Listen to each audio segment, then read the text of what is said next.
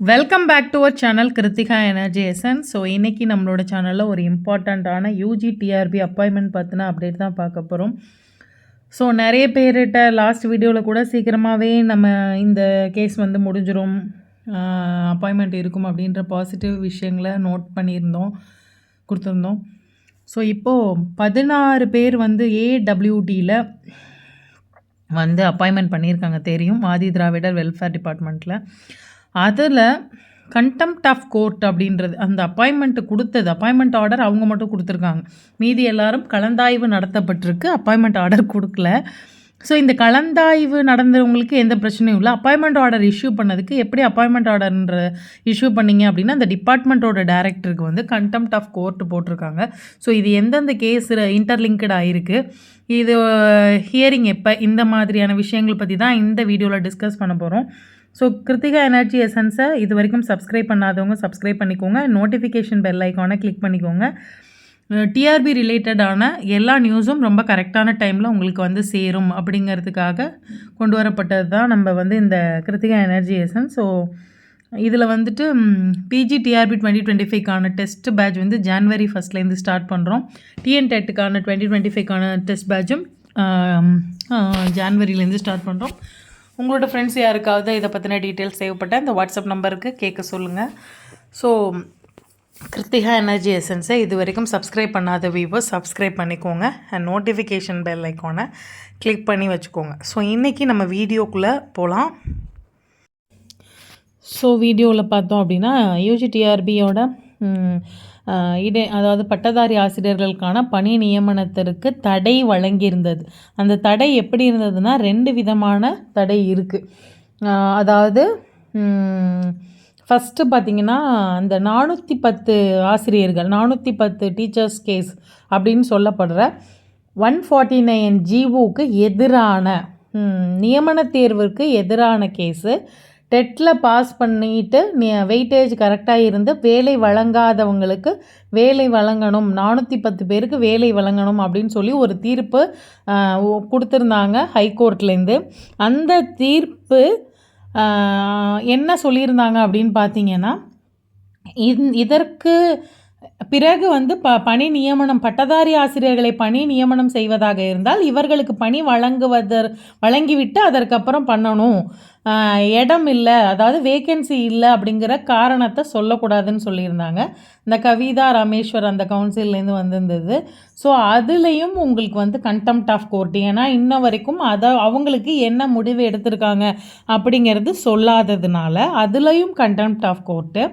அதே நேரத்தில் 2% ministerial case அமைச்சு பணியாளர்கள் பட்டதாரி ஆசிரியர்கள் நியமனத்தில் அமைச்சு பணியாளர்களுக்கான 2% இடஒதுக்கீடு சரிவர பின்பற்றப்படவில்லை. அதனால் அதற்கு சரியான தீர்வு கிடைக்கிற வரைக்கும் பட்டதாரி ஆசிரியர் பணி நியமனங்களை நிறுத்தி வைக்க கோரி தொடர்ந்த வழக்குலையும் உங்களுக்கு வந்து கண்டெம்ப்ட் ஆஃப் கோர்ட்டு இருக்குது. இப்போ இதில் வந்து இந்த நெக்ஸ்ட் ஹியரிங் பார்த்திங்கன்னா 7/1/2025 அன்னைக்கு கொடுத்துருக்காங்க. என்ன இதில் வந்துன்னா ஏடபிள்யூடி நம்ம இந்த ஆதி திராவிடர் வெல்ஃபேர் டிபார்ட்மெண்ட்லேருந்து அப்பாயின்மெண்ட் ஆர்டரே இஷ்யூ பண்ணியிருந்தாங்க. வெறும் 16 பேருக்கான பட்டதாரி ஆசிரியர்களாக பணி நியமன ஆணை அப்பாயின்மெண்ட் ஆர்டர் வந்து இஷ்யூ பண்ணியிருந்தாங்க. அந்த ஒரு டிபார்ட்மெண்ட்டு தான் இஷ்யூ பண்ணாங்க. சென்னை கார்ப்பரேஷன் ஸ்கூல்ஸ் ஆகட்டும், அதுக்கப்புறம் வந்து கல்லர் சீரமைப்பு துறையிலேருந்து கூப்பிட்டுருந்தாங்க. ஆனால் எல்லாமே கலந்தாய்வு, இது மட்டும்தான் கலந்தாய்வு மற்றும் பணி நியமன ஆணை அப்படிங்கிறது வந்தது. அதாவது சான்றிதழ் அந்தந்த டிபார்ட்மெண்ட்டுக்குள்ளவங்களுக்கான சான்றிதழ் சரிபார்ப்பு அப்படிங்கிறதோட முடிச்சுக்கிட்டாங்க. இப்போ இவங்களுக்கு வந்து கண்டெம்ப்ட் ஆஃப் கோர்ட் வந்து கொடுத்துருக்காங்க. இந்த 2 கேஸுமே, ஏன் இது 2 கேஸுமே சொல்கிறேன் அப்படின்னா, இப்போது 410 கேஸ்லேயுமே உங்களுக்கு இவர்களுக்கான பணி நியமனத்தை உறுதி செய்யணும் அப்படின்றத கொடுத்துருக்காங்க. ஆனால் கவர்மெண்ட் இது வரைக்கும் அதுக்கான டெசிஷன் எடுக்க முடியாத கட்டம் அப்படின்னு தான் நம்ம பார்க்கணும். இதை ஏன்னு கேட்டிங்கன்னா 410 பேருக்கு வேலை கொடுத்தால் மீதி இருக்கிறவங்களுக்கு ஏதாவது அதை இவங்க வந்து ரெஃபர் பண்ணுறதுக்கான வாய்ப்பு இருக்குது. இது நீண்டு கொண்டே போகும் அப்படிங்கிறதுனால அதை வந்து வெயிட் பண்ணுறாங்க. அடுத்து இந்த 2% மினிஸ்ட்ரல் கேஸ்லேயும் பார்த்தீங்க அப்படின்னா வந்துட்டு அமைச்சு பணியாளர்களுக்கான இடஒதுக்கீடு வந்து அது பெரிய விஷயம் கிடையாது. அவங்க வந்து திரும்பவும் ஒரு எக்ஸ்ட்ரா இருக்கிற வேகன்சியாகவும் இருக்கலாம், இல்லை அதற்கான ஒரு பேனல் தயார் பண்ணி கொடுத்துடலாம், அதுவும் வெயிட் பண்ணலாம். ஸோ இது பார்த்தீங்கன்னா, to accept the caste title by adding respondents 4 and 5 as parties in the contempt petition D number. So ஏற்கனவே கண்டெம்ட் ஆஃப் கோர்ட் பெட்டிஷன் கொடுத்துருக்காங்க. இது வரைக்கும் எங்களுக்கு வேலை வழங்காமல் அடுத்தடுத்த நடவடிக்கை நடக்குது அப்படிங்கிறதுக்கு கண்டெம்ட் கொடுத்து அந்த இதில் வந்து ரெஸ்பாண்டன்ட்னா பதில் சொல்ல வேண்டிய இடத்துல 4 and 5 சேர்க்க சொல்லியிருக்காங்க. அந்த 4 and 5 வந்து நம்ம புதுசாக சேருங்க அப்படின்னு சொல்லி இதில் அந்த கண்டெம்ட் ஆஃப் கோர்ட்டில் யார் யார் பார்த்தீங்க அப்படின்னா, முக்கியமான 2 விஷயம் என்னென்னா, செக்ரட்டரி, டீச்சர்ஸ் ரெக்ரூட்மெண்ட் டிஆர்பியோட செக்ரட்டரியை ஃபஸ்ட்டு சேர்த்துருக்காங்க. அதுக்கப்புறம் பார்த்திங்கன்னா வந்துட்டு director of Adi Dravidar and tribal welfare department அவங்களோட டைரக்டரையும் சேர்த்துருக்காங்க. இவங்க 2 பேரையுமே 4 and 5 சேர்க்க சொல்லியிருக்காங்க. 3 ஏற்கனவே ரெஸ்பாண்டன்ட் 3 வரைக்கும் இருக்குது, 4 and 5 சேர்க்க சொல்லியிருக்காங்க. ஸோ இதுலையுமே நம்ம பார்த்தோம் அப்படின்னா, கீழே இருக்கிற திருமதி லக்ஷ்மி பிரியா ஐஏஎஸ் அவங்களும் வந்து, இவங்க மேலே இருக்கிற ஆனந்த் ஐஏஎஸ் வந்து director of Adi Dravidar department. இதில் வந்து கீழே லக்ஷ்மி பிரியா அப்படிங்கிறவங்க secretary to the government from the Adi Dravidar welfare department. அந்த டிபார்ட்மெண்ட்டுக்கான அரசு செயலாளர். அவங்க 3 பேருக்குமே, அதாவது இந்த 4வது ஆளையும் 5வது ஆளையும் புது ரெஸ்பாண்டண்ட்டாக சேர்க்க சொல்லி தான் இந்த ப்ரேயர் கொடுத்துருக்காங்க. ஸோ அப்போ என்ன இதில் சேர்க்குறாங்க, என்ன கொடுக்குறாங்க அப்படின்னா, நம்ம ஏற்கனவே இந்த 410 பேருக்கு பணி வழங்கினதுக்கு அப்புறம் தான் புது பணி நியமனம் மேற்கொள்ளணும்னு சொல்லியிருந்தோம். அதை மீறி டிஆர்பி வந்து நடந்துக்கிட்டு இருக்கு. டிஆர்பி வந்து அந்த பணி நியமனத்திற்கான ப்ரொசீஜர் வந்து நடத்திட்டுருக்காங்க. அதில் இந்த 4 and 5 ரெஸ்பாண்டன்ட் வந்து இப்போ உங்களுக்கு வந்து பணி நியமன ஆணை வழங்கிட்டாங்க. அப்படிங்கிறதுனால அவங்களுக்கு கண்டெம்ட் பெட்டிஷனும் ஸ்டாச்சுவேட்ரி நோட்டீஸ் அப்படின்னு சொல்கிறாங்க. ஸோ அவங்கள ரெஸ்பாண்டண்ட்டாக சேர்த்து ஸ்டாச்சுவேட்ரி நோட்டீஸ் அப்படின்னு சொல்லும்போது உங்களுக்கு சட்ட ரீதியான அறிவிப்பு கொடுக்குறாங்க. நோட்டீஸ் அனுப்பியிருக்காங்க அப்படின்னு நம்ம சிம்பிளாக சொல்லுவோம். ஸோ நோட்டீஸ் வந்து யாருக்கு அனுப்பியிருக்காங்க அப்படின்றத நம்ம சொல்லியிருக்கோம். ஆதி திராவிடர் வெல்ஃபேர் டிபார்ட்மெண்ட்டுக்கு கோர்ட்டு மூலமாக கண்டெம்ட் ஆஃப் கோர்ட்டுங்கிற நோட்டீஸ் அனுப்பியிருக்காங்க. இதுக்கு பதில் சொல்லியிருக்காங்க. இதெல்லாம் சேர்த்து நிறைய கண்டெம்ட் ஆஃப் கேஸு போயிட்டுருக்கு. இந்த பணி நியமனம் சார்ந்த கேஸை வந்து ஒரே கேஸாக வந்து ஆட் பண்ணியிருக்காங்க. அதோட நெக்ஸ்ட்டு ஹியரிங் பார்த்தீங்க அப்படின்னா 7/1/2025 ஜனவரி மாதம் 7ஆம் தேதி அதற்கான இது வந்து ஹியரிங் வருது. ஸோ இதுக்கு மேலே இதில் என்ன சொல்கிறது அப்படின்றது தெரியலை. ஆக்சுவலாக இதுக்கு மேலே எந்த டிபார்ட்மெண்ட்டுக்கான பணி நியமனத்தையும் மேற்கொள்வதற்கு அந்தந்த டிபார்ட்மெண்ட் வந்து துறை ரீதியாக எந்த ஸ்டெப்புமே எடுக்க முடியாது அப்படிங்கிறது தான் உண்மை. அப்போ அந்த கேஸு வந்து ஒரு முடிவுக்கு வரணும். கேஸ் அப்படிங்கிறத முடிவுக்கு கொண்டு வர்றதுக்கு அரசு முயற்சி செஞ்சு அதை முடிவுக்கு கொண்டு வந்ததுக்கப்புறம் டிபார்ட்மெண்ட் வைஸாக அதை செய்ய முயற்சி செஞ்சால் மட்டும்தான் இது வந்து எந்தவித ஒரு தடையும் இல்லாமல், எந்தவித குழப்பமும் இல்லாமல் தேர்வு செய்யப்பட்டுள்ள அனைத்து ஆசிரியர்களுக்கும் பணி கிடைக்கும். அதனால் அதற்கான சட்ட ரீதியான முயற்சிகளை அரசு எடுக்கும் அப்படின்னு நம்புவோம். எல்லாருமே ப்ரே பண்ணிக்குவோம். கண்டிப்பாக நல்லதே நடக்கும் அப்படின்னு நான் சொல்கிறேன். திரும்ப இது இன்னும் எவ்வளோ நாள், எல்லாரோட ஆசையும் சரி, எல்லாரோட எண்ணமும் சரி, மன உளைச்சலும் சரி, எல்லாருக்குமே புரியுது.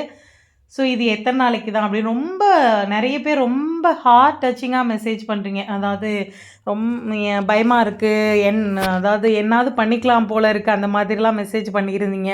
ஸோ ரொம்ப ஸ்ட்ரகிள் பண்ணி ரொம்ப வெற்றிக்கு பக்கத்தில் வந்துட்டீங்க. கொஞ்சம் பொறுமையாக இருங்க. ரொம்ப பொறுமையாக இருந்துட்டீங்க, அதுவும் தெரியும். ஸோ கொஞ்சம் டிலே ஆகுது அப்படிங்கிறத தவிர சொல்கிறதுக்கு ஒன்றும் இல்லை. அதே மாதிரி நிறைய பேர் ஏற்கனவே வீடியோஸில் வந்து நான் கமெண்ட் அதாவது இன்ஃபார்ம் பண்ணியிருந்தேன். நிறைய பேர் வந்து தேவையில்லாமல் பேசுகிறீங்க, பெஸ்ட் லை அந்த மாதிரி நிறைய, அதாவது நம்மளோட இப்போ இன்னொரு சேனலில் போட்டதை போடுறீங்க, அதிகமாக பேசுகிறீங்க, இல்லை பொய் சொல்கிறீங்க, கதை சொல்கிறீங்க. பிஜிடிஆர்பிக்கு எக்ஸாமுக்கு படிங்க அப்படின்னு சொன்னால் கதை சொல்கிறீங்க. இது மாதிரி உலகத்துலேயே அதிகமான பொய் அப்படிலாம் பேசியிருந்தீங்க. ஸோ ஆக்சுவலாக என்னென்னா, நம்ம வந்து எக்ஸாம் ஒரு 20 நாள் 20 வருஷம் கழித்து வருது அப்படின்னா கூட நம்ம படிச்சுட்டு இருந்தால் தான் அதில் பாஸ் பண்ண முடியும். கண்டிப்பாக அதே மாதிரி எத்தனை வருடம் கழித்து பரீட்சை வந்தாலும் பிஜிடிஆர்பி, யூஜிடிஆர்பி, டெட்டு எதாக இருந்தாலுமே நம்ம தயார் நிலையில் இருந்தால் மட்டும்தான் நம்ம அதை எழுத முடியும். அதனால் எக்ஸாம் சீக்கிரம் வரப்போகுதுன்னு ஒரு யூடியூபர் சொல்கிறதுனால ஒரு தப்பும் இல்லை. அவங்க வியூக்காக சொல்கிறாங்கன்னே இருந்தால் கூட நீங்கள் படிக்கிறது சீக்கிரமாக படிங்கிறதுக்காக இருக்கலாம். அதனால் எக்ஸாம் வரப்போகுது, எப்படி இருந்தாலும் பிஜிடிஆர்பி வச்சு தான் ஆகணும். ஹையர் செகண்டரி எக்ஸாம்ஸ் இருக்குங்கிறதுனால ஒரு சின்ன சின்ன விஷயங்களுக்காக அது தள்ளி போகலாமே தவிர வைக்க மாட்டாங்கன்னு சொல்ல முடியாது. புது சிலபஸ் நீங்கள் உங்களுக்கு கிடைக்கிற பீரியடை படிங்க. தேவையில்லாத கமெண்ட், இந்த யூடியூப் வந்து நாலேஜை தெரிஞ்சுக்கிறதுக்காக, அடுத்தவங்கள கிரிட்டிசைஸ் பண்ணி உங்கள் டைமை வேஸ்ட் பண்ணாதீங்க. அடுத்து இன்னொரு முக்கியமான விஷயம் வந்து இந்த யூஜிடிஆர்பியை பற்றி சொல்கிற விஷயங்கள். இன்னொரு சேனல்னால் ஒரு விஷயம் வந்து நம்ம பார்க்குறோம், நம்ம கேள்விப்படுறோம் அப்படின்னா அதோட நம்மளோட பாயிண்ட் ஆஃப் வியூ நம்மளோட சப்ஸ்கிரைபர்ஸ்க்கு அதை தெரிவிக்கணும். அதுதான் முக்கியமான விஷயமா நான் பார்க்குறது. அதுக்காக தான் இந்த தகவல்களையுமே திரும்ப ரிப்பீட்டடாக நம்ம சொல்லிகிட்ருக்கோம். ஸோ அதுதான் முக்கியமான தகவல். அடுத்தும் பார்த்தோன்னா நிறைய பேர் சம்பாதிக்கிறதுக்காக பண்ணுறீங்க. இட்ஸ் ஓகே, இட்ஸ் நீ உங்களோட பாயிண்ட் ஆஃப் வியூ. நான் சொல்கிறதுக்கு எதுவும் இல்லை. எந்த ஒரு விஷயத்துலையுமே மணி மட்டுமே மைண்டாக இருக்க முடியாது. மணி இல்லாமல் எதுவும் கிடையாது. ஸோ என்னோட ஓய்வு நேரத்தை இல்லை என்னோட ப்ரொடக்டிவான டைம் இன்னும் மிச்சம் இருக்குது, அதை பயன்படுத்தணும், என்ன மாதிரி வரவங்களுக்கு பயன்படுத்தணும் அப்படிங்கிற ஒரு நோபல் காசில் தான் இது செய்கிறோம். இதுலேருந்து நான் மணி என்னோட உழைப்புக்கு என்ன கிடைக்குதோ அதை நான் எடுத்துக்கிறேன், அவ்வளோதான். அப்படி கிடைச்சாலும் சரி கிடைக்கலனாலும் சரி. திரும்ப லாஸ்ட் பட் நாட் லீஸ்ட், இந்த இடத்துல உங்கள் நாலேஜை கெயின் பண்ணிக்க பாருங்கள். ஆனால் அடுத்தவங்களை கிரிட்டிசைஸ் பண்ணி உங்களை டைமை வேஸ்ட் பண்ணாதீங்க.